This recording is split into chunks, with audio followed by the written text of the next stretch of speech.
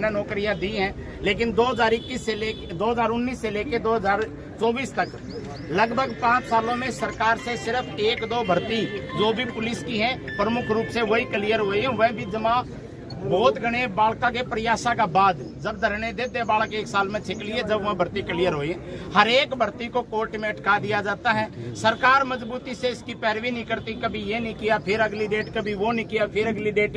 लेकिन सरकार को शायद इस बात का एहसास है कि वो बहुत आराम से इलेक्शन जीत जाएगी। लेकिन मैं सरकार को ये बात हरियाणा के युवाओं की तरफ से बता देना चाहता हूँ कि युवा अब बिल्कुल जाग चुके हैं। अगर हमारी भर्तियां कोर्ट से बाहर नहीं निकली और इलेक्शन से पहले क्लियर नहीं हुई तो हम सरकार को वोट के माध्यम से इसका जवाब देंगे।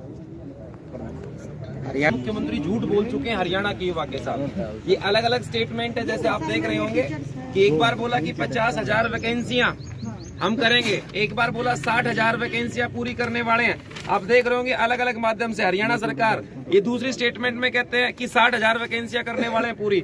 ये एक स्टेटमेंट और है जिसके ट्वीट के माध्यम से कहते हैं 29 तारीख को 29,000 वैकेंसियां पूरी कर देंगे।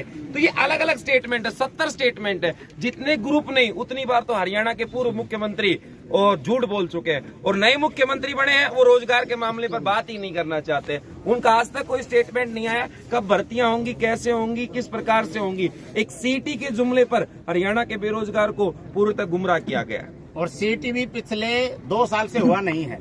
हर 6 महीने में सीटी को कंडक्ट कराने की बात कही थी, लेकिन पिछले 2 साल में जिन बच्चों ने 10वीं 12वीं करी है उनके लिए पिछले 2 साल में सरकार कोई मौका नहीं दे रही है। अब वो क्या करेंगे? उनको क्या रोजगार नहीं चाहिए? हमारे एक्स सर्विसमैन भाई हैं, इनकी इतनी सारी दिक्कतें, उनको कोई जो अपनी पूरी जिंदगी बॉर्डर पे काट का आगे यूं ही हटाने के बाद यूं परेशान कर रखे हैं। तो अलग अलग किसी भी कैटेगरी को उठा के देख लीजिए, सरकारी नौकरियों के दोबारा अगर हम देखें तो हर वर्ग परेशान है। और सरकार किसी की बार बार ये बच्चे अपनी डिमांड रखते हैं, कभी एमएलए साहब के सामने, कभी एमपी साहब के सामने, कभी सीएम साहब के सामने, तो इनको बोल दिया जाता है भाई आप तो दूसरी पार्टी से हैं। दूसरी पार्टी से अगर हैं भी तो हरियाणा के वासी हैं क्या? दूसरी पार्टी वाले हरियाणा के वासी नहीं हैं? तो कहने की बात यह है कि सरकार ये ना सोचे कि इस बार राह इतनी आसान है जितनी पिछली बार थी।